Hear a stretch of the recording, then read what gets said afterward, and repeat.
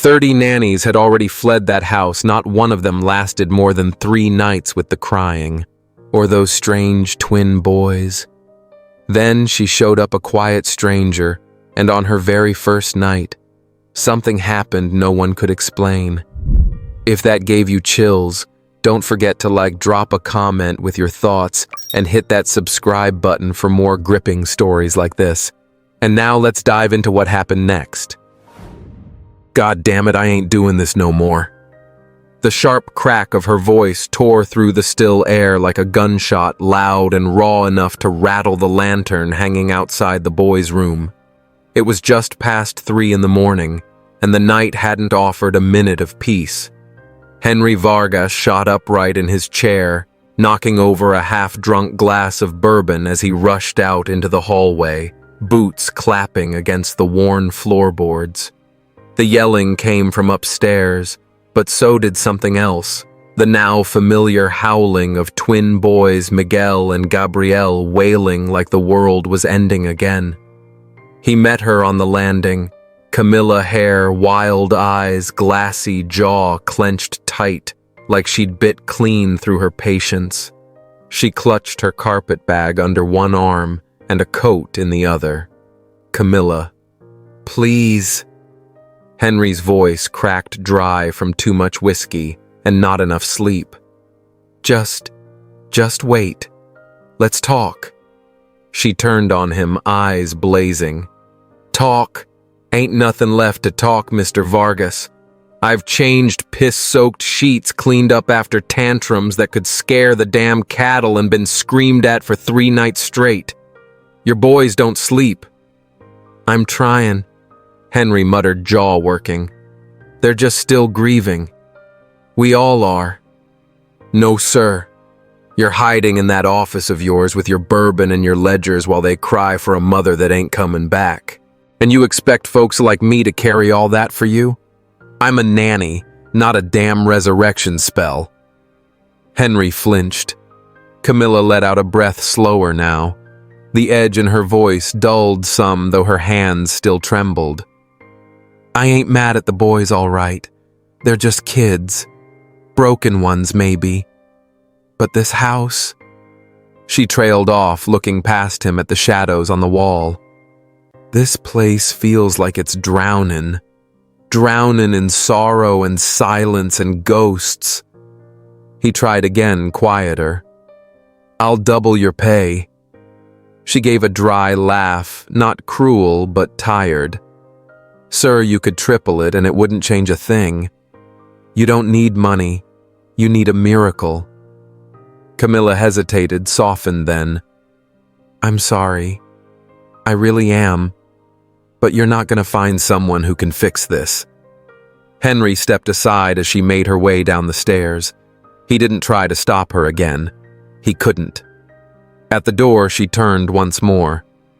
I was number 30, right? He nodded slowly. 30. Well, maybe number 31 will have better luck. And then she was gone, the door shutting behind her like a judge's gavel. Henry stood alone in the echo of her absence. The house, once bustling with workers, cooks, hired hands, now felt more like a hollow carcass than a home. A place where wood creaked too loud and silence pressed too hard. He rubbed at his temples. The crying upstairs had quieted some. Maybe the boys had screamed themselves hoarse again. Or maybe they were just waiting for the next nightmare to wake them. He didn't go to them. Not yet. Instead, he poured himself another bourbon and sat down at his desk in the study, where the ledgers no longer meant anything, and the painting of his late wife still hung crooked over the fireplace. Her eyes had watched him every night since she died, and they hadn't blinked once. The house itself was big, too big for 3 people, and built like a man's pride, tall, cold, and quiet. Inside it, Henry Vargas lived alone with his twin boys Miguel and Gabriel ever since a fever took their mother 2 winters ago. She died fast, the kind of death that leaves a man standing before he can understand what just fell. and the boys, only 4 now, hadn't slept through a night since. They screamed like wolves every night, like their little hearts were trying to call her back from wherever she'd gone. Workers whispered the house was cursed heavy with ghosts, and the kind of sorrow that seeped into the wood. By morning, the sky over Dusty Hollow glowed orange, the color of fire through dirty glass. Henry stood outside, hat in hand, watching the dust trail left behind by Camilla's wagon disappear into the horizon. The air smelled like sweat and hoarse, like loneliness clinging to the wind. He hadn't had a decent night's sleep in months. His boys hadn't either. He wasn't sure if they remembered what rest felt like. He certainly didn't. Inside, the kitchen smelled faintly of bacon and cornmeal. Elena stood over the stove, her back to him, sleeves rolled high, hair pinned neat despite the hour. She'd been with the family long before his wife passed, before the twins were born even. She didn't look up when he walked in. "You need me to put out word again?" she asked, simply, voice low and worn. Henry didn't answer right away, just stood there twisting his hat like a nervous boy. "Doesn't feel worth it. I'm running out of town girls and charity cases." Elena clicked her tongue. "You've been throwing money at a wound that don't care about silver. Maybe it's time to try something else." He sat down hard at the table. "Such as..." She finally turned, wiping her hands on her apron. "My niece just got in from Oklahoma. Anna. She's no fancy nanny, but she's helped raise more church kids than she can count. Ain't scared of tantrums or grief." Henry frowned. "Church work? That's not the same. Neither is what your boys need," Elena replied. "They don't need polished manners and rigid rules. They need someone who's got the guts to sit in their storm." He didn't speak for a long while, just stared into his empty cup. "She'll come by this afternoon," Elena said, already moving on. "You'll decide when you meet her." She came around 4, just as the wind picked up and rattled the loose boards on the barn. Anna Geller stepped down from the wagon with a single valise in hand. Her boots were scuffed, her blouse plain. She had the kind of quiet confidence that didn't ask for notice but made it hard to ignore her just the same. She carried just one small valise and wore a chain around her neck, silver catching the last of the sun on it, a feather-shaped charm, old and worn, the kind passed from one woman to another when memories mean more than gold. Henry noticed the edge of a weathered Bible peeking out from the side of her bag. Maybe 2 or 3 of them stacked flat leather, cracked like riverbed clay. She didn't bring much, but somehow it felt like she'd brought everything she needed. Henry watched from the porch. She didn't look like much. "Mr. Vargas," Elena said with a formal nod. "This is my niece, Anna Geller." "Good morning, sir," Anna greeted with a soft southern lilt in her voice, polite but steady. "Thank you for receiving me." Henry stood and offered his hand, surprised by how firm her grip was, not shy, not hesitant. "Just sure." "Elena tells me you've worked with children," he said, giving her the same sharp look he usually reserved for evaluating cattle prices or assessing land. "You understand why you're here," my aunt explained. She nodded, her voice calm as a windless morning. "You've got twin boys, 4 years old, right? Trouble sleeping." "That's putting it kindly," Henry replied, the bitterness creeping in again. "Miguel and Gabriel haven't slept through the night in months. Neither have I. We've lost 3 nannies already. That should tell you something." He waited for her to flinch, to show nerves anything, but instead he saw only quiet resolve. That unsettled him more than any sign of fear. "I'd like to meet them," she said simply, as though she'd just accepted a challenge she was eager to take on. Henry raised an eyebrow, both curious and reluctant. "Come on, then." He motioned toward the staircase. As they climbed the creaky wooden steps, Henry found himself eyeing her differently, not just as a potential employee, but as a person. She didn't fit the mold. No big city polish, no stiff formality. She didn't look like she belonged in a house this grand, but there was something steady about her. Something real, and real was in short supply these days. Before they reached the boys' room, Henry paused and turned to her, his tone more serious. "I should warn you," he said, his voice low. "They're not having a good morning. The last nanny walked out yesterday. It rattled them bad." Anna gave a small smile, one that lit up her face with a warmth that cut through the tension. "Children always have their reasons, Mr. Vargas," she said gently. "Someone just needs to take the time to listen." Henry opened the door, bracing for the usual chaos, and found exactly that. Toys were strewn across the floor like a tornado had torn through. Sheets ripped off beds, pillows everywhere. And right in the middle of it all, two little boys, red-eyed and puffy-faced, crying like the world had ended. And as Henry looked on, heart sinking again, he realized something else. They didn't just look like each other, they looked exactly like him. Henry braced himself for the usual reaction. The stunned silence, the pitying smile, or that condescending look he'd grown to hate from the nannies who came before. But what Anna did next was unlike anything he'd seen. She didn't flinch, didn't scold, didn't even try to pick up the mess. Instead, she lowered herself right there onto the floor, legs crossed, settling into the chaos like it was the most natural thing in the world. "Hey there," she said softly, her voice warm and steady, not a hint of command in her tone. "Name's Anna. I've always loved trains. Do y'all like trains too?" The twins blinked at her, surprised. Grown-ups usually told them what not to do. They didn't sit on the floor with them, and they sure didn't talk about trains. Their crying faltered, caught in their own confusion. Gabriel wiped at his nose with a sleeve and pointed toward the corner where an elaborate wooden train track wound its way through toy barns and corral fences. "We got a big one," he mumbled. "Really?" Anna replied, her voice laced with genuine wonder. "Would you show me how it works? I'd love to see your train town." Henry watched from the doorway, stunned.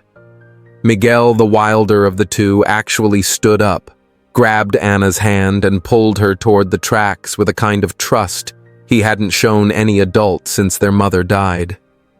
Gabriel followed close behind, curiosity tugging at his tiny boots. Within minutes, the three of them were sitting around the tracks, deep in conversation. Anna asked about each little rail car, each building, each piece of the world the boys had carefully built. She listened like their words mattered, like their toy town was real. And somehow, it became so. Henry stayed frozen at the doorway, watching the impossible unfold before his eyes.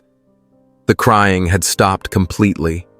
In its place, little voices explaining, hands pointing, giggles escaping in bursts like spring water after a drought. And then she looked up Anna, and her eyes met his just for a second. Something passed between them. Not words, not even understanding. Just something. "We're all right now, Mr. Vargas," she said gently. And somehow it didn't sound like a line. It sounded like a promise. "You can head back to your work. We've got this handled." She was a stranger. A girl from Oklahoma with no fancy papers, no big name, no proper resume. And yet Henry found himself nodding, trusting her in a way that caught him off guard, as if some unseen hand had lifted the burden from his chest. "I'll be in my study if you need anything," he replied, his voice lighter than it had been in months. And he meant it. As he stepped down the stairs, Henry paused, his hand gripping the banister. From above, he heard a sound that had been missing for far too long. Laughter. His boys. laughing. It rolled through the house like a long-lost song. He stood there for a moment, letting it wash over him, each peal of joy carving out the first space for hope in his heart. Maybe Elena was right about her, he thought, blinking hard. Maybe this girl. Maybe she was what we needed all along. The rest of the day passed in a quiet, unlike anything the Vargas ranch had known in months. Henry tried to focus on contracts and livestock ledgers in his study, but every so often the sound of giggling or some far-off squeal of delight would pull his attention to the hallway. He kept glancing toward the door, imagining what might be happening upstairs and wishing he were a part of it. By late afternoon, the pull was too strong to ignore. On the pretense of checking the perimeter, Henry stepped out onto the back porch. He followed the sound of soft voices to the open yard where the towering cottonwood tree spread its shade like a sheltering wing. There they were.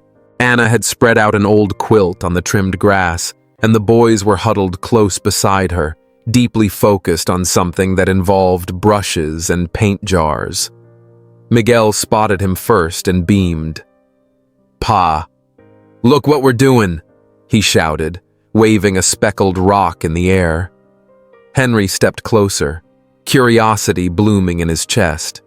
Spread out before them were a dozen smooth stones, each one painted with vibrant colors and wild shapes: snakes, wolves, coyotes, and even a green-tinted jackrabbit. "Miss Anna says in her town they make animals out of wood," Gabriel explained proudly, his little hands coated in red and blue paint. "We're making ours with rocks." "Ele, what now?" Henry asked, smiling in spite of himself. "Alebrijes," Anna said, her voice glowing with pride as she looked up at him. "It's a folk art from home. My grandma taught me. These boys, they've got real talent. They just needed someone to show them." Henry met her eyes, and there it was again, that flicker of something deep and unfamiliar. Not romance, not yet, but a recognition. She didn't just see the boys. She saw through him too, past the rancher's name, past the money, straight into the man who'd been worn down by grief. "Care to join us?" she asked, handing him a brush with a crooked smile that somehow challenged and welcomed him all at once. He hesitated. He had meetings, papers waiting, cattle prices to review. But Miguel was already tugging on his shirt sleeve. "Please, Pa. Just for a little." Gabriel added, his eyes wide with hope. To his own surprise, Henry unbuttoned his cuff, sat down beside them, and reached for a stone. "Just for a little," he said, as his fingers brushed Anna's. The moment was small, almost nothing, but it lit something inside him. That little while stretched into an hour. Henry, the same man who once ruled boardrooms and land deals like a king, now sat hunched on a quilt, painting a rough-looking jaguar with clumsy strokes, while his sons laughed so hard they fell over themselves. Their laughter was music, a healing sound that wrapped around him like balm to an aching soul. When he finally stood to return to his office, something felt different. He was lighter, as if he'd left a heavy burden behind on that quilt alongside a crookedly painted stone jaguar. "Thank you," he said quietly to Anna, and the weight of those two words surprised even him. They came not from politeness, but from something raw, something real.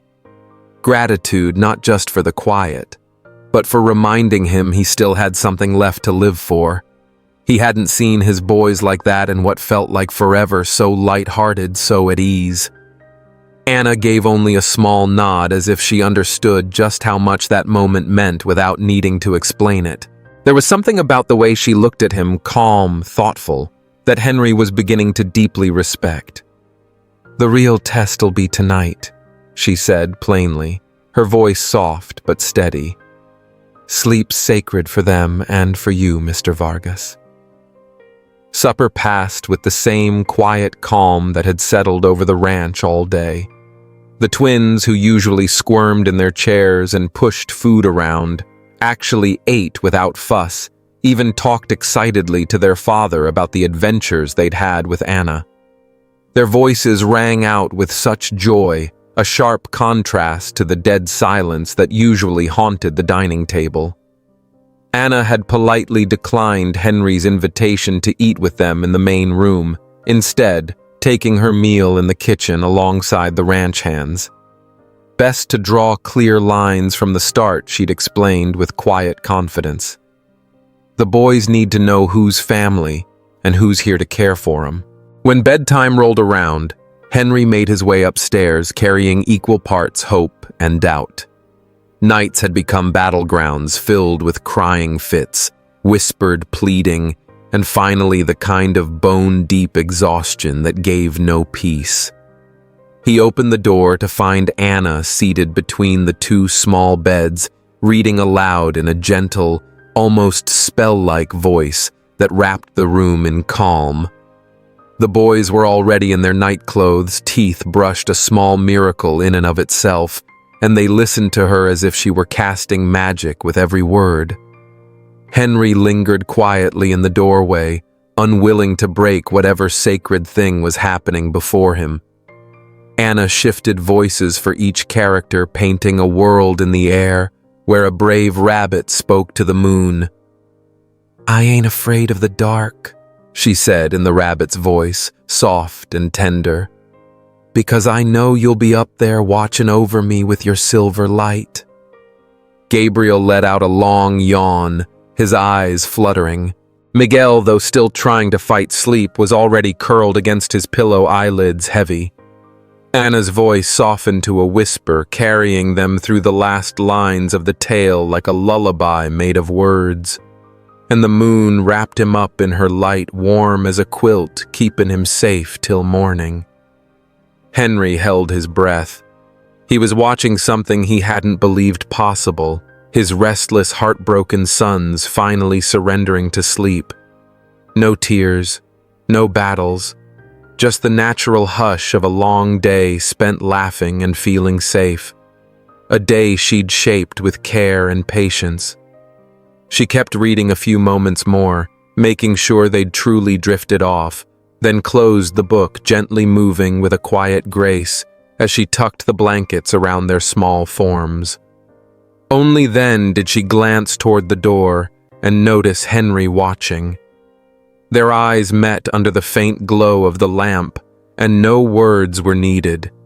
Something passed between them, unspoken and real. Henry felt a swell of emotion he couldn't quite name, a tightness in his throat, a mix of relief, gratitude, and something deeper he wasn't ready to face. With a small gesture, he invited her to join him in the hallway, and they walked together down the dim corridor. How'd you manage that?" he asked in a hushed voice, still marveling at what he'd witnessed. Anna smiled, weary but proud. "I wore 'em out," she said simply, her voice like still water. They needed to burn through all that pent-up worry. Kids don't always have words for what they're feeling. They speak with their energy, their bodies. Henry looked back through the cracked door where his boys lay sleeping and murmured, "3 trained nannies couldn't pull this off."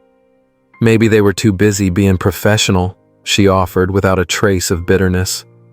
"Sometimes kids just need things simple. They need to feel safe and loved. Not perfect, just loved."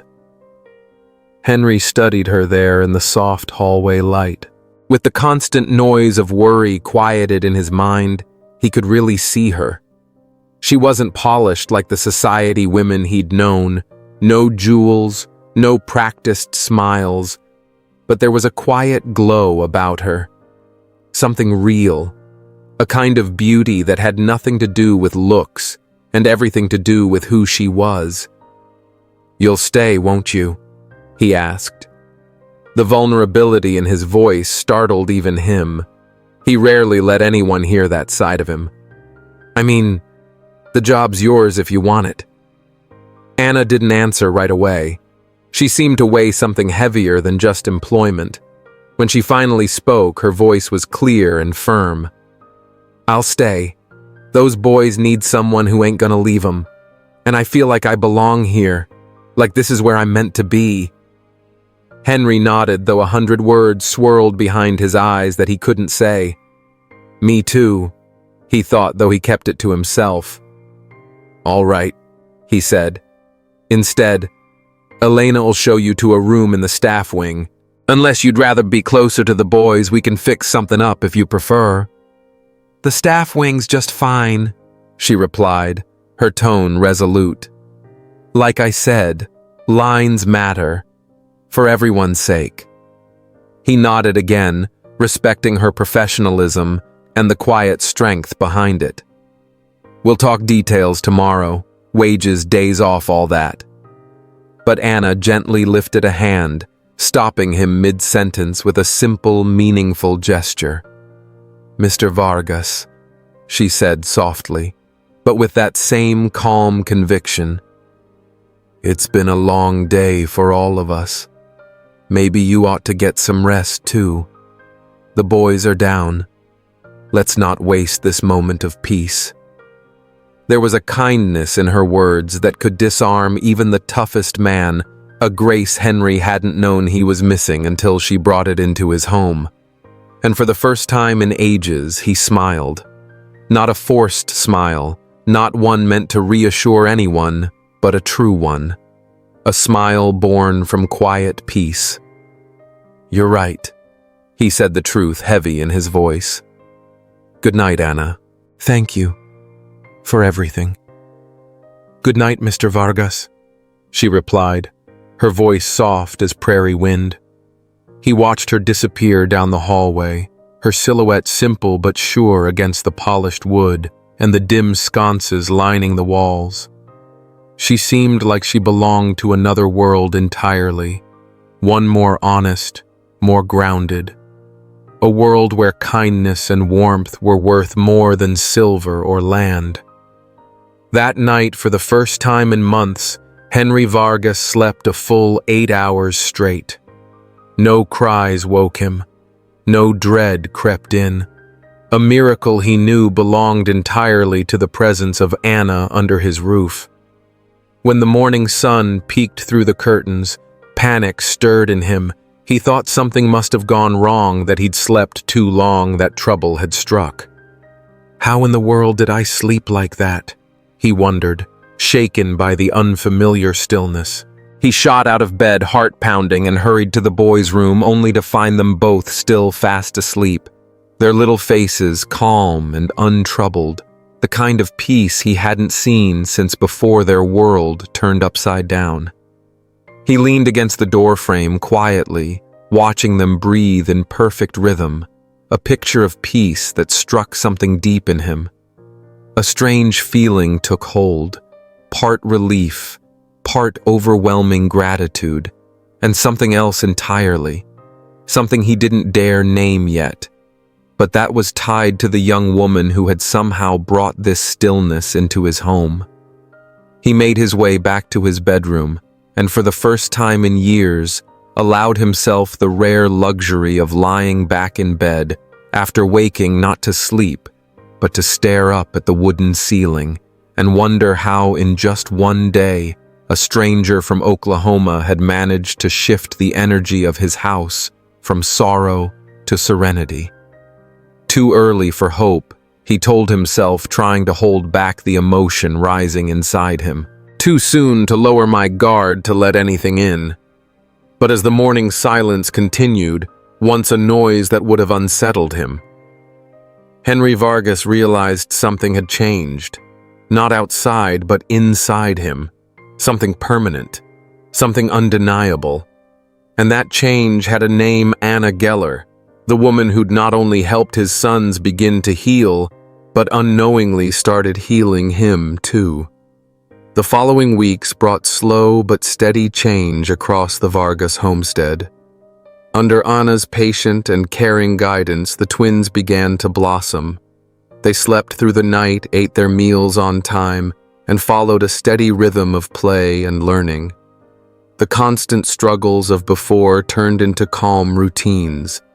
Where once the house was filled with cries, tension, and weary silence, now there was laughter echoing through every hall, cheerful chatter spilling from room to room, and a kind of energy Henry hadn't felt in what seemed like a lifetime. But the most powerful change was within Henry himself. With a good night's sleep, his thoughts became clearer, his temper more patient, and most importantly, his heart began to reconnect with his sons.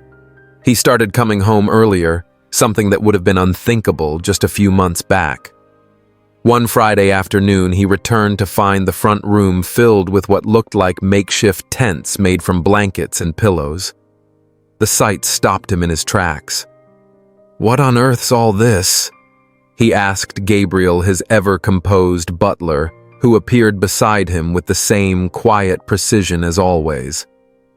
"Miss Anna has organized an expedition, sir," the man explained with a subtle smile that betrayed the shift in the household.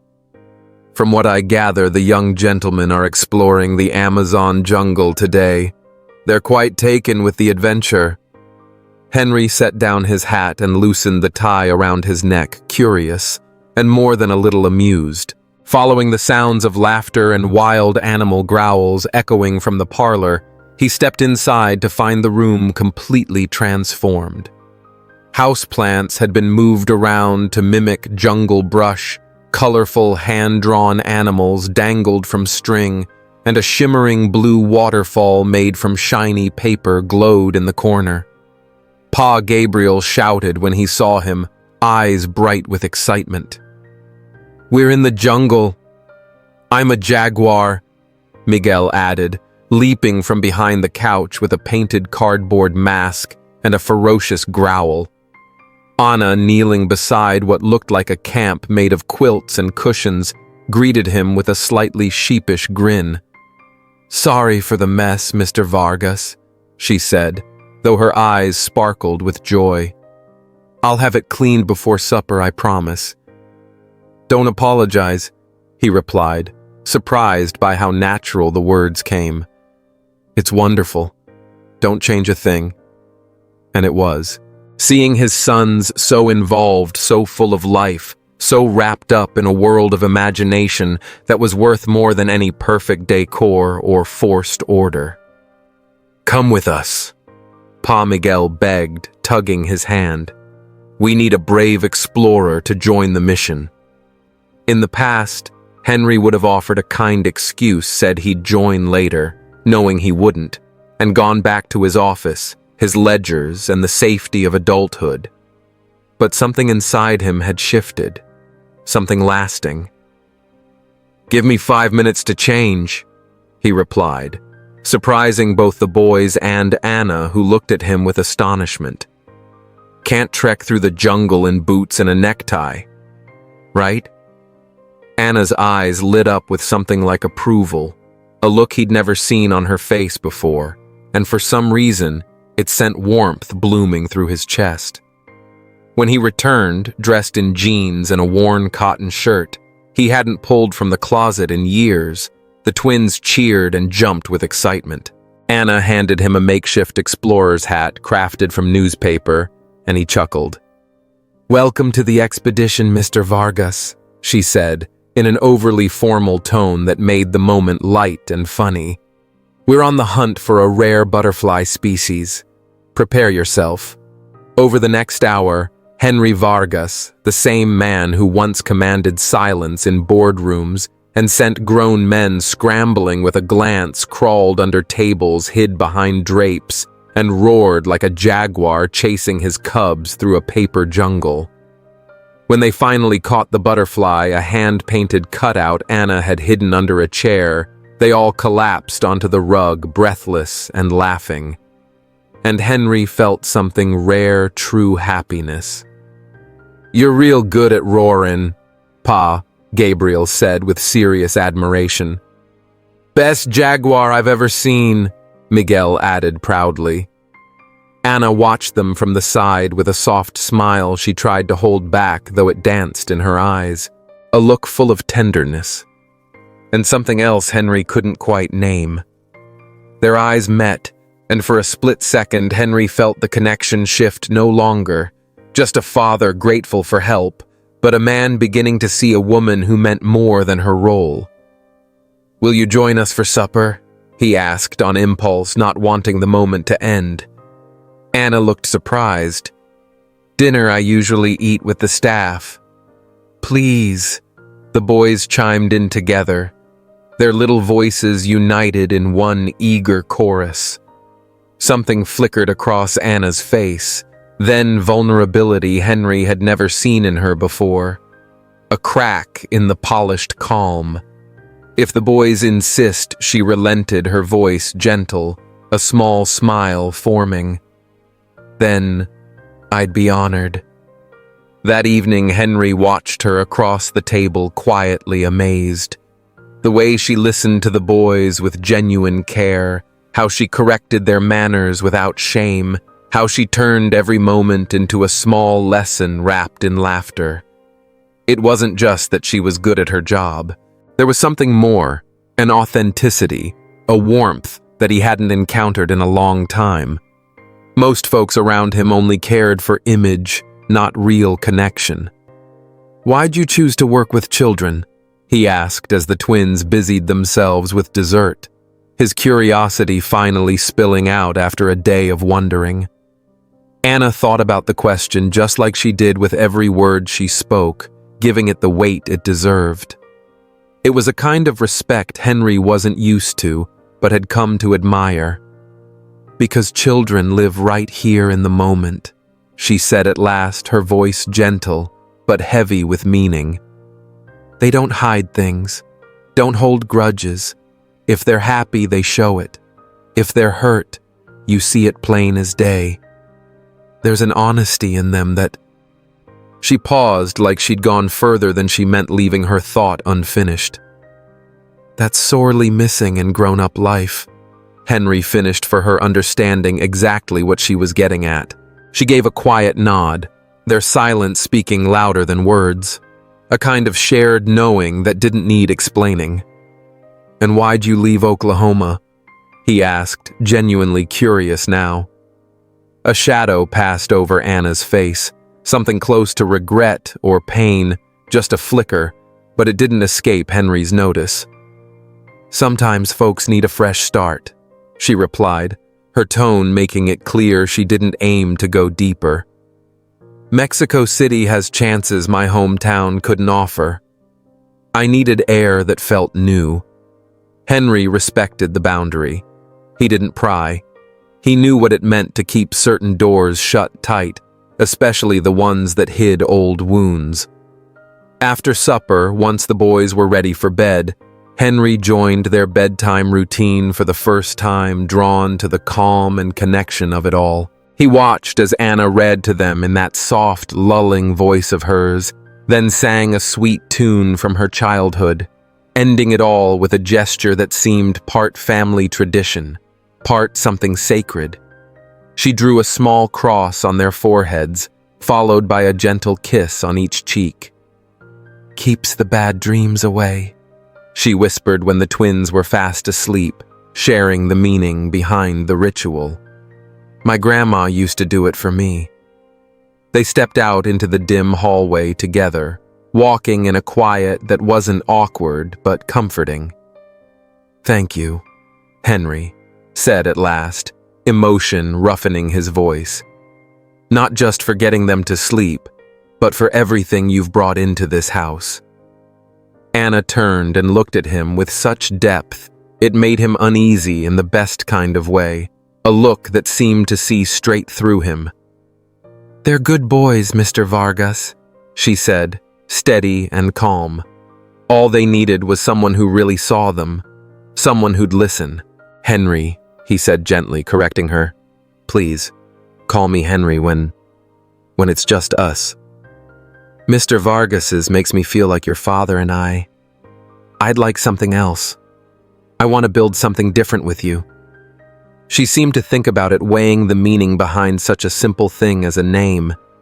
It was a sign of trust that had begun to grow between them. "Henry," she finally said, and the sound of it coming from her lips stirred something in him he couldn't explain, a warmth that spread through his chest and made him feel more alive than he had in years. "Anna," he replied in turn, like sealing a quiet agreement, a promise they both felt but didn't speak. Their eyes held for a breath longer than was proper. There was weight in that silence, something unsaid and powerful. Henry felt an urge rise in him to step closer, to reach across the space that still held them apart, but Anna shifted ever so slightly back, her poise returning the moment slipping away. "You should get some rest," she said, her tone back to professional, gently breaking whatever spell had hung between them. "The boys want to go to the zoo tomorrow, and they'll need to be well rested." The magic faded, but something lingered, a trace of something that couldn't be unseen. "Of course," Henry said. "Actually, if you don't mind, I'd like to come along." The surprise on Anna's face was plain, tinged with hesitation. "But don't you work Saturdays?" she asked, clearly, unsure if he meant it. "Some things matter more than business," he said, surprising even himself with the truth of the words. For the first time, he felt that truth settle inside him. Anna's smile made it all worth it, even skipping out on a high-stakes meeting he had lined up for the next morning. "The boys'll be thrilled," she said, her eyes alight with joy. "Good night, Henry. Good night, Anna." He watched her disappear down the hall, her simple figure walking gracefully through the grandeur of the house, a picture that stayed with him. Long after she was gone from sight, Henry stood there sorting through the storm of feelings inside. He'd promised himself never to feel this way again after being left to raise two boys alone.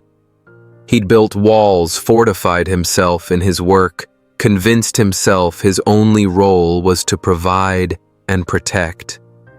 And yet, here he was, feeling those very walls begin to give under the weight of a woman who'd shown up by chance, a quiet force now reshaping everything he thought he understood.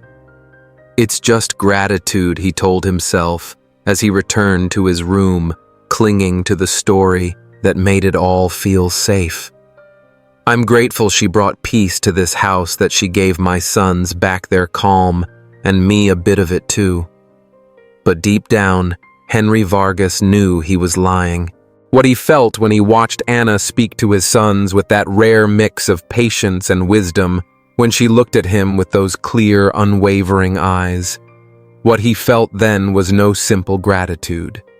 It was something far more powerful, far more dangerous, and entirely inappropriate by every standard he'd held his life to. And it scared him, because it meant one thing: he was starting to fall in love. The Chapultepec Zoo buzzed with life that Saturday morning, a wild burst of color and sound that stood in stark contrast to the stillness of Henry's estate. Families wandered the shaded paths, laughter and chatter floating through the air like music. Children pointed excitedly at the animals, wonder lighting up their faces, while vendors sold spun sugar and bright balloons, adding to the festive hum of it all.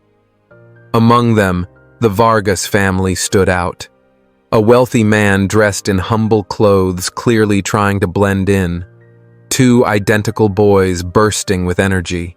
And a young woman whose plain attire did nothing to dim the quiet confidence in her step. A strength born not from status, but from something far more genuine. For Henry, the whole thing felt almost surreal, a break from the life he was used to. He couldn't remember the last time he'd stepped into a public place without security or private access. His world had always been velvet ropes and closed doors, but today he'd driven them himself, left the driver behind in a bid for something normal. Now, walking among crowds and chaos, He felt a strange mix of discomfort and something freer than he'd felt in years. "Papa, look. The monkeys," Miguel shouted, tugging his hand, barely able to contain his joy. "They look like you when you get mad," Gabriel added, laughing so hard he nearly fell over. Anna covered her mouth to hide a laugh, trying to keep composed. "Oh, do they now?" Henry said, mock offended, lifting Gabriel in the air. "Maybe that monkey's about to toss you into the pit." Their laughter rang out like wind chimes in the breeze, pure and joyful. Other families turned to smile, nodding in shared amusement. For the first time in forever, Henry didn't feel like a real estate mogul, didn't feel like the man with too much money and too many walls. He just felt like a father living a simple day with his kids. And it felt right. Anna walked beside him, keeping a respectful distance close enough to step in if the boys got too wild, always alert to what they needed. Henry watched her from the corner of his eye, captivated by how easily she moved through the day, so at ease in her surroundings, no pretense, just honest comfort. Her hair was down today, soft waves brushing her shoulders, and she wore a simple pair of work jeans with a blouse embroidered in colorful thread, clearly crafted back in her hometown somewhere in the territories. That little piece of her roots made her even more intriguing. She wasn't painted up with makeup, just maybe a slight glimmer on her lips, a touch of shine that brought out the warmth in her face. She was nothing like the high society women. Henry had been surrounded by women always chasing appearances, fixing every detail just right to impress someone. Anna's unvarnished beauty, her natural grace felt refreshing. "Something wrong?" she asked, catching his gaze with a pair of sharp, amber-brown eyes that met his without flinching. "No, not at all," he said quickly, looking away, a little embarrassed to have been caught staring. "Just thinking, you look different today. A good kind of different." A slight blush crept into her cheeks, and Henry found that more beautiful than any fine polish or silk gown ever could be. "It's my day off, technically," she said softly. "Even if I'm here with you all, I like spending time with the boys." "I appreciate you coming," he said with genuine feeling, grateful beyond words. "I wouldn't have managed this place alone with the twins. Would have been a stampede." She gave him a thoughtful look, the kind that saw straight through a man's words. "I think you don't give yourself enough credit, Henry," she replied, using his name for the first time like that. A small, deliberate step toward something more personal. "You're a better father than you think. You just needed someone to show you the trail." The way she said his name with that balance of respect and ease sent a strange warmth through his chest, a feeling he hadn't known in years. The morning passed in a blur of exotic animal pens, melting ice cream, and Henry discovering new pieces of his sons. Miguel's fascination with lizards, how he soaked up everything about him. Gabriel mimicking lion calls so perfectly a few folks even turned their heads. And the way both boys tried to one-up each other with facts just to impress Anna showed her influence ran deep. "They've been studying from a zoology book," Anna explained when Henry mentioned how much they seemed to know. Her eyes glowed with quiet pride. "They're smart little fellas, just needed someone to feed that fire inside 'em. And that someone's you." Henry answered, his voice carrying something deeper than just admiration. Their eyes locked for a brief moment, something unspoken flickering between them until the boys' shouts near the tiger enclosure pulled them back to the world. Around noon, they laid out a picnic under the shade of a wide pecan tree tucked away in the quietest part of the park. Anna had packed a simple basket sandwiches, sliced fruit, and some fresh-pressed lemonade, turning down Henry's offer to take them all to some fancy dining hall. "The boys need this," she'd said gently but firmly. Simplicity. Grass under their boots. Not every good thing comes with a price tag. Watching his boys scarf down those sandwiches sprawled out on a colorful quilt dirt on their knees and smiles on their faces, Henry realized she was right. "I've never had a picnic," he admitted, taking a bite of ham and cheese, surprised by the pure homemade taste. "Never?" she asked, raising her brows in disbelief. "Not even when you were a kid?" He shook his head. A shadow passed over his face. "My father believed success meant keeping your distance from ordinary folks.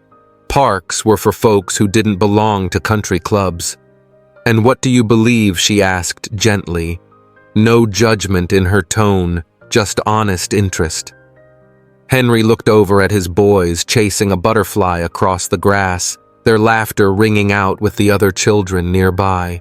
Then down at the sandwich in his hand, the lemonade in a tin cup, and the sun-washed blanket beneath them. "I believe he was wrong," he said, the words coming with surprising clarity. Turns out real happiness doesn't come from owning everything. It comes from these simple shared moments. The smile she gave him then, aimed not at him, but at his children, warmed him more than any $1 million deal he'd ever signed. After lunch, while the boys played in the nearby corral of a playground, Henry and Anna sat quietly on a bench, both keeping watch, both soaking in the calm. "Thank you," he said suddenly, the words thick with sincerity. For what she asked, genuinely puzzled.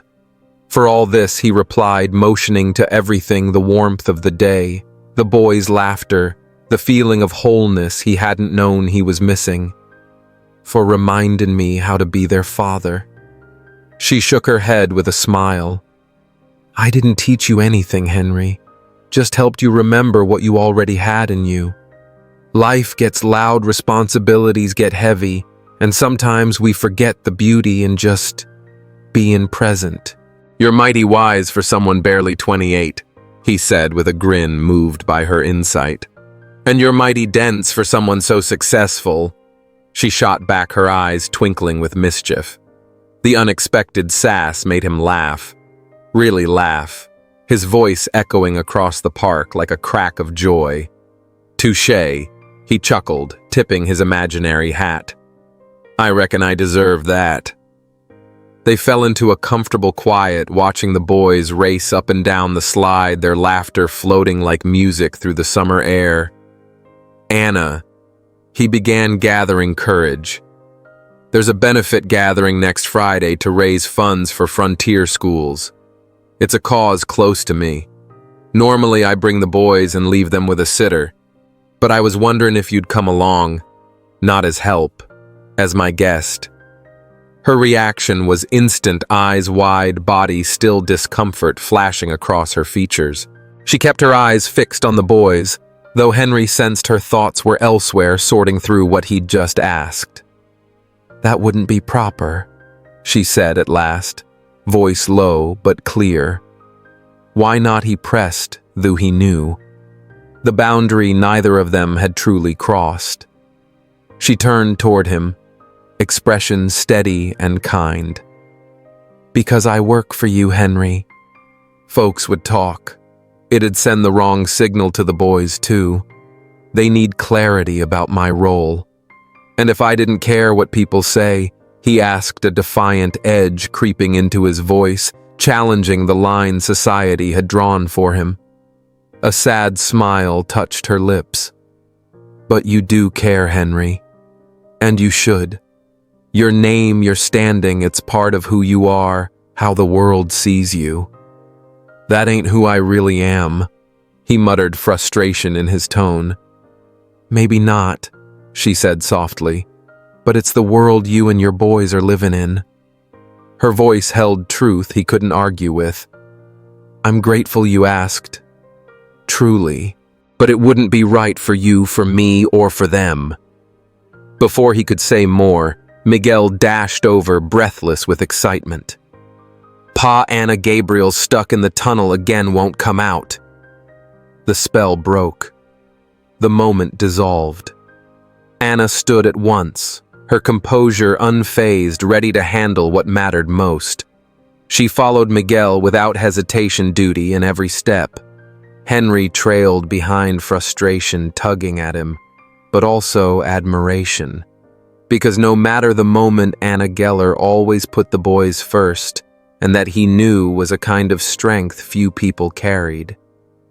The rest of the afternoon rolled on without a single mention of the invitation she'd turned down, but something had shifted between them. A line had been drawn, acknowledged by both, and Henry found himself stuck in the middle, uncertain if he ought to respect it or try crossing it. The ride back to the ranch house was wrapped in silence, the kind that said more than words. The twins were sound asleep in the back seat, tuckered out after a long day of running wild, and the quiet left plenty of room for thoughts Henry couldn't quite put away. "What you said back there at the park," he started, keeping his voice low so the boys wouldn't stir about me caring what folks think. "I didn't mean it as a jab," Anna said quickly, her tone gentle, reassuring.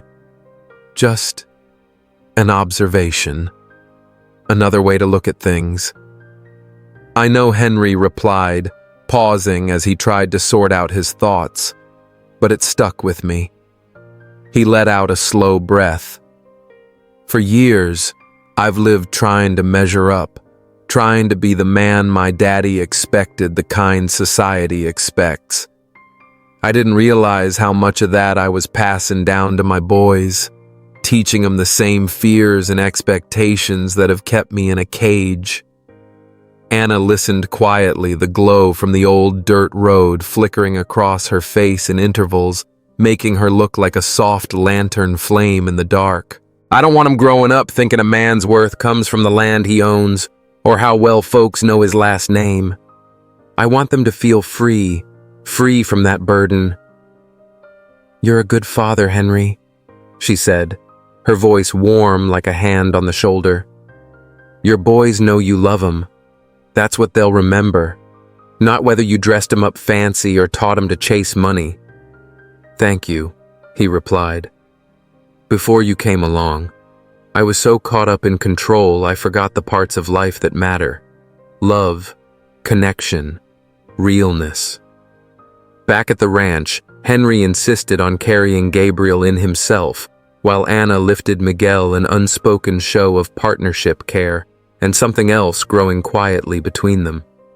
They tiptoed the boys up to their room, changed them into their nightclothes, and laid them down with practiced ease. Their movements, once clumsy and disconnected, now flowed like a well-rehearsed dance, silent but full of tenderness. Once done, they lingered in the hallway just outside the door, the same place they always did, a kind of ritual they'd fallen into without meaning to, but one that had taken on meaning all the same. About the benefit gala, Anna began trying to revisit the moment from the park. "You don't need to explain," Henry cut in gently. "I understand why it matters to you to keep certain lines drawn." "Thank you," she said, and the relief in her voice was real. "It does matter." "I know," he said. Their eyes met in the dim lamplight, and for a heartbeat there it was again, that quiet bond, that unspoken truth between them that defied words. "Good night, Henry," she said softly, breaking the stillness. "Good night, Anna." He watched her walk down the hallway like he had many times before, but this time he knew something had changed for good. What he felt for his boy's nanny wasn't just admiration or gratitude anymore. It had shifted, become something deeper, more dangerous, something utterly out of bounds according to every rule he'd lived by. That night, staring up at the ceiling of his room, Henry Vargas faced a hard truth, one that hit like a stampede through the soul. He was falling for Anna Geller, and he had no damn clue what to do about it. By Thursday afternoon, The Vargas ranch house was unusually still, a stark contrast to the usual hollerin' and stampedin' from the boys. Miguel and Gabriel were out with Gabriel the ranch hand and another housemaid off to see a traveling children's show in town. Anna had arranged the outing herself, wanting to give them a new kind of experience, something with art and culture, something to widen their horizons. But she hadn't joined them. For the first time since she arrived, Anna had requested the afternoon off, something Henry couldn't help but take note of. He sat in his study pretending to focus on a stack of ledgers and financial documents, but his thoughts kept drifting. Her refusal to attend the charity event hadn't left his mind, not because she'd said no, but because of what that no revealed.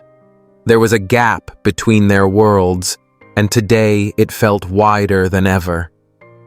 Then the bell rang from the front gate, snapping Henry out of his daze. A few minutes later, Elena, his personal assistant, and Anna's aunt appeared at the doorway to his office looking troubled. "Mr. Vargas, pardon the interruption," she said carefully. "May I speak with you for a moment?" "Of course, Elena," he replied, a thread of concern pulling tight in his chest.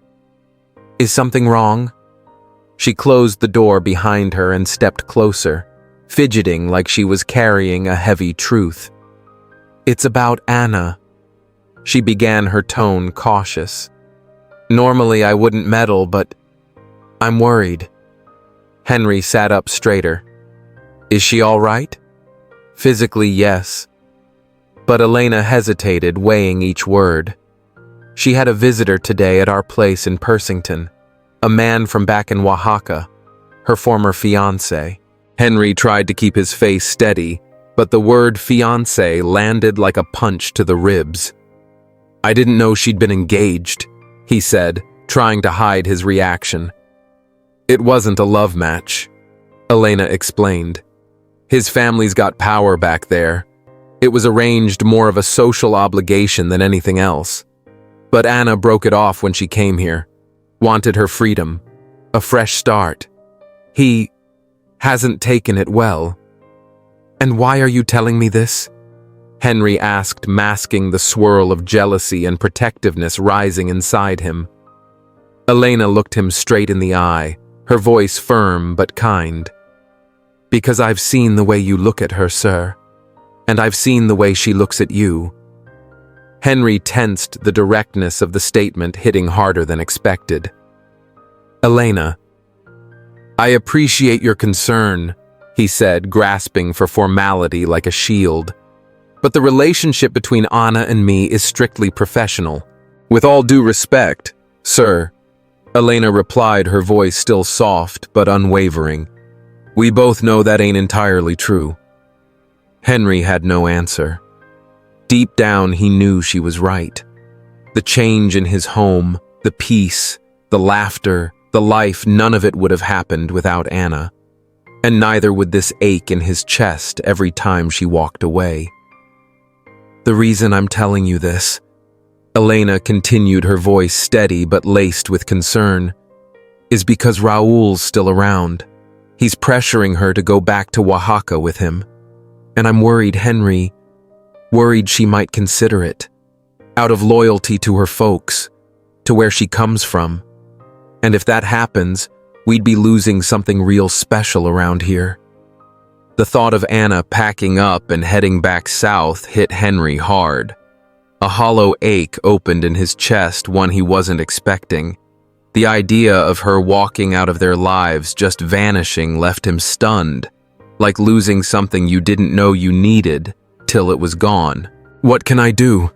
he asked, the last shred of his carefully built detachment falling away, his voice raw with something dangerously close to desperation.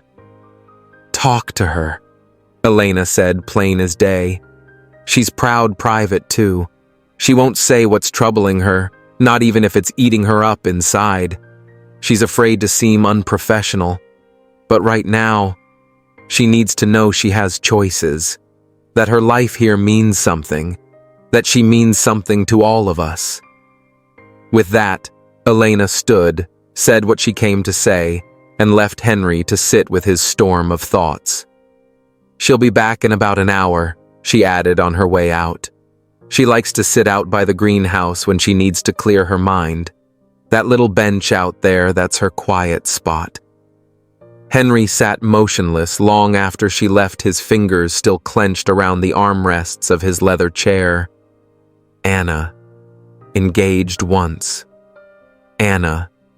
Being pulled back to a life she already left.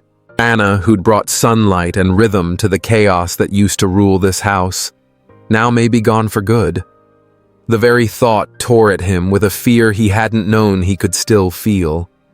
Right on the hour, like Elena had said, he found her outside near the old greenhouse. She was seated on the stone bench he'd rarely noticed before, a place now transformed into something sacred because it was hers. She wore a plain white blouse and her usual jeans, her hair tied back loosely, strands falling across her cheek. Her eyes were locked on the rose bushes she'd coaxed back to life over the past month, blooms that stood tall and proud, just like her. She looked peaceful, but something in her posture told him she wasn't. "Mind if I sit a spell?" he asked, his voice gentle as he approached. He didn't want to crowd her, just needed to be close. Anna flinched, slightly surprised, but quickly composed herself. "Of course," she said. "Are the boys back from the theater?" "Not yet," he replied, settling beside her, keeping a respectful distance, though his chest was thundering. "How was your time off?" "Fine," she said too fast, her tone stiff. "Just some things I had to take care of. Nothing major." The silence between them thickened. Henry knew he needed to be straight with her, but the words didn't come easy. "Elena told me about the visit," he said at last, watching her closely. Her jaw tightened, her gaze flickering with what looked like betrayal. "She shouldn't have," she muttered. "That's personal. It doesn't affect my work." "She wasn't gossiping," Henry replied, trying to soften the blow. "She's worried about you, and frankly, so am I." Anna stood abruptly, clearly unsettled. "I appreciate the concern, but I can handle this myself. I don't want my personal life affecting this household or the boys." Henry rose too, his heart pounding. He couldn't let her walk away, not now. "I'm not speaking as your boss, Anna," he said, stepping closer, choosing his words carefully. "I'm speaking as someone who cares deeply." She turned to face him, really looked at him. Her amber eyes didn't just meet his, they searched him, saw past the layers right to the man beneath all the titles and walls. "Raoul wants me to go back," she said quietly, her voice trembling. "Back to him, back to my family, to my roots. Says that's where I belong. And do you want that?" Henry asked, scared to death of her answer. Her gaze drifted to the roses. "When I left Oaxaca, I was running from everything they expected of me, from a future someone else had written in ink. But now," she paused, her voice quivering, "now I have reasons to stay. The boys adore you," Henry said, his voice shaking, his heart laid bare. "I don't know what we'd do without you." "It's not just about the boys," she said, finally turning back to him, her eyes shining with unshed tears. "And that's what scares me." Those words hit him like a bullet to the gut. It tore through the last barrier in his heart. "It scares me too," he admitted, "because I never thought I'd feel this again. Because it's messy, complicated. We've got 100 reasons why this wouldn't work." And yet, she whispered, "We still feel it." "I'm your boy's nanny," she added, a note of fear creeping in. "We come from different worlds. People will talk. People always talk. Henry said, closing the gap between them. But for once in my life, I don't give a damn. All that matters to me is that you're happy, and so are my boys. You should care, she insisted, still trying to hold on to reason. You have a name to protect, a legacy. My only legacy is those two boys, Henry replied, stepping closer. And they've never been more at peace than since you walked through our front gate. Tears welled up in her eyes. Henry wanted nothing more than to pull her into his arms, but he held back, waiting for her to decide. I can't promise you some neat little future, he said, his voice deep and full of longing. But I can promise you this. I've never cared for anyone like I care for you. It's not about gratitude. It's not even about the boys. It's you, Anna. Just you. A tear slipped down her cheek. He reached out carefully, brushed it away with his thumb. She didn't pull back. If you choose to go back, I'll understand, he said, even though it would gut him. But if you stay, this can be more than just a job. You've got a place here, as much as you want it to be. She closed her eyes, his words hanging in the air. Then softly she said, I'm scared. Of me, he asked. No, she replied. Of me. Of wanting something that might never be possible. What's impossible? He whispered. Pretending I don't feel anything when you're near me? She answered, voice trembling. Pretending I could walk away from this house, from those boys, from you. Time stood still. The ranch, the gardens, the whole damn West faded away, leaving only them and that moment. Henry leaned in slow, giving her every chance to stop him. She didn't move. When their lips met, it was soft, like asking a question neither of them had dared speak aloud. She answered it with her arms rising to his shoulders, drawing him close. The kiss deepened their bodies, echoing what their hearts had been screaming for weeks. Desire, hope, and something stronger than either could name. When they finally broke apart, breathless and raw, he pressed his forehead to hers. Stay, he whispered. Not because you have to. Stay because you want to. She smiled through the tears. I'm staying, she said, sealing it with another soft kiss. But we're gonna have to figure out how to make this work. For the boys. For the boys, he agreed. And for us. The sound of footsteps and high-pitched voices cut through the moment. The twins were back from the show. Anna stepped back, but Henry reached out and took her hand, lacing his fingers through hers. You ready? He asked, the question carrying a weight far deeper than wrangling two children. She smiled, her whole face lighting up. Ready. 6 months later, you could feel the change in the Vargas ranch house from the front gate. The heavy drapes that used to block out the world now let the sunlight pour in. And the walls that once displayed only cold, expensive art now proudly held framed drawings, done in crayon drawings by two little boys who'd found home again. And a man who had too.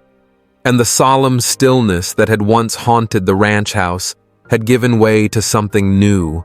Laughter, warm conversation, and sometimes the gentle twang of old fiddle tunes drifting from the porch. But the most meaningful change hadn't been in the curtains or the furniture. It had been in the people who lived there.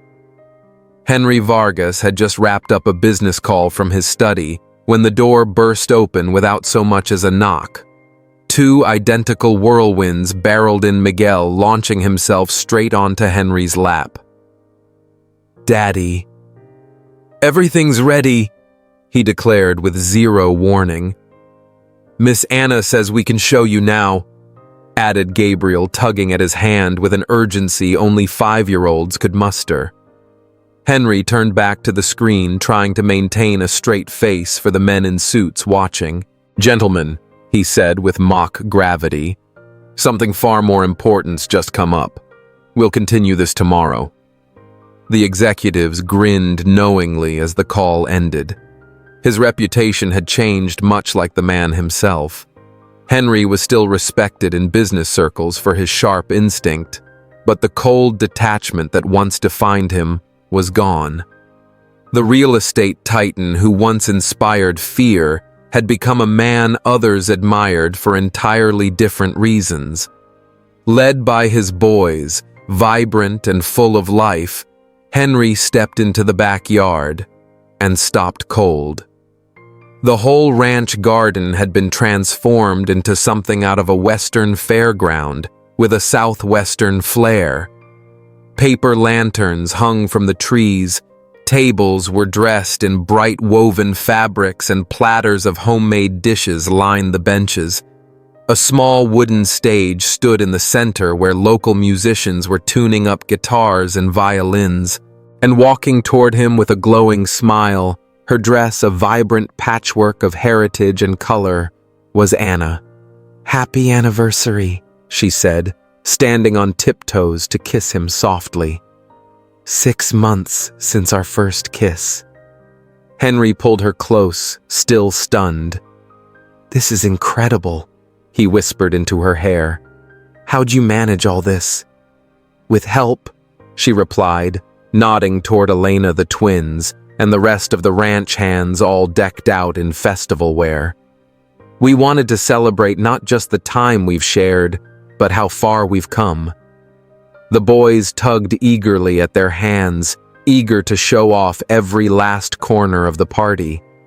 Henry let himself be led heartful, marveling at what his life had become. The gathering was intimate, but full of spirit. The twins, dressed in matching embroidered shirts, danced around Anna, mimicking the steps she'd taught them. Henry watched from a distance, seated beside Elena. "Never thought my niece would bring so much light into this place," she said, beaming with pride. "To your home, to your boys, and to you." "She's changed everything," Henry replied. "She taught me what matters." "In my hometown," Elena said with a wink, "we have a saying, when a soul finds its way back to the light, the whole universe celebrates. Anna came here lost. You were too buried in grief and duty, but somehow you found each other." Henry took that in his eyes, never leaving the sight of Anna laughing with his sons. The healing hadn't just been one-sided. She'd found a new start away from traditions that confined her, and she'd given him a second chance at being a father, a man, and something more. When the music slowed to a gentle waltz, Henry stepped up. "May I have this dance?" he asked, hand outstretched. "I want to dance with Anna," Miguel blurted. "Me too," added Gabriel. Kneeling down, Anna smiled sweetly. "First, a dance with your daddy. Then I'll save one each for my little cowboys." "Deal." The boys nodded, appeased. Under soft lights, Henry held her close, marveling at how this woman had rebuilt his world from the ground up. "I've got something for you," he said, pulling a small box from his pocket. "I was going to wait till after dinner, but now feels right." She eyed him curiously as he opened it. Inside was a ring, amber set with tiny diamonds. "I picked this because it reminded me of your eyes," Henry said, voice thick with emotion. "That warmth I saw the first time you looked at my boys. It stayed with me." Anna's eyes shimmered, speechless. "It's not an engagement ring." "Not yet," he added. "I know it's still early. I just wanted you to have this as a promise that I'm not going anywhere." "Henry," she began, but just then the boys crept up beside them, eyes wide with wonder. "Are you gonna marry her, Daddy?" Gabriel asked innocently. "Say yes," Miguel chimed in. Then you'll be our mom forever." Anna and Henry exchanged stunned glances. They'd never discussed marriage with the kids, always careful not to rush things. "Boys." Henry started carefully, but Anna knelt again, looking them in the eye. "There's something I need to tell you first." She paused, took a deep breath, and looked to Henry. "I went to the doctor yesterday, while you were at school." Henry's breath caught. In about 7 months, she continued, taking their tiny hands in hers. "You're going to have a baby brother or sister." Silence. Then shrieks of joy as the twins exploded into cheers. Henry, frozen for a beat, finally swept Anna into his arms, nearly lifting her off the ground. "It's real," he whispered, overcome. "It's real," she whispered back, tears streaming. "I wanted the perfect moment to tell you," she said. "Then you made this party and gave me that ring." He kissed her long and deep while the ranch staff broke into spontaneous applause and hoots of joy. "I think this changes things," he said once they pulled apart, breathless and grinning. Then, kneeling on one knee, still holding the ring, he looked up at her. "Anna Geller, you taught me how to be a father again, a man again. You brought light where there was none, sleep where there was chaos, and love where there was only duty." He glanced at the boys, now silent and watching. "We love you, all 3 of us. Will you marry me? Will you be our family?" Anna, radiant and crying, nodded before she could even form words. "Yes," she finally said. "Yes to everything." The boys piled into their embrace as Henry slipped the ring on her finger. Elena wiped her tears quietly, and the fiddlers struck up a festive tune. 1 year later, the private stretch of desert beach shimmered under the noonday sun.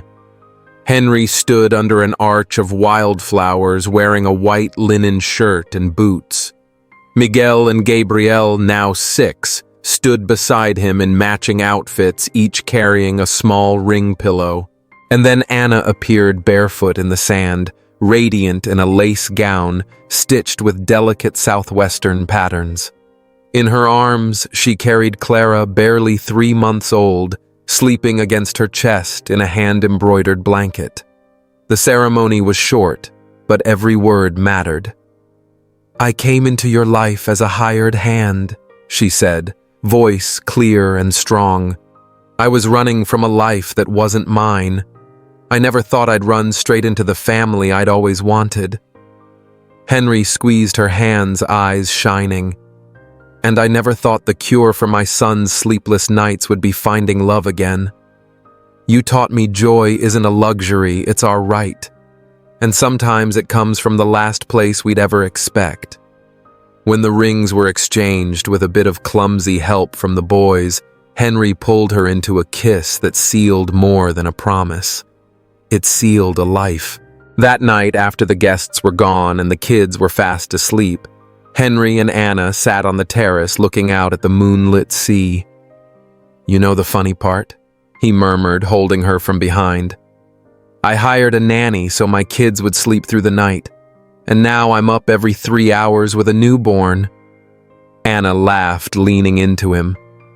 "Life's got a sense of humor, doesn't it?" she whispered. "I ran from an arranged marriage and ended up marrying for love right here on this beach." The baby monitor crackled softly, Clara's cry breaking the quiet. "I've got it," Henry said, kissing her temple. "You get some rest." As she watched him disappear inside, Anna smiled to herself. From nanny to wife, from hired help to mother of 3, from scared girl running from her past to a woman who had finally truly found home. And it had all started with 2 boys who just couldn't sleep and a grieving cowboy who'd forgotten how to dream. And now that we've reached the end of this story, I just want to take a moment to reflect with you, heart to heart. This wasn't just a tale about a grieving cowboy and two sleepless boys. It was a journey of healing, of rediscovering love in the most unexpected places.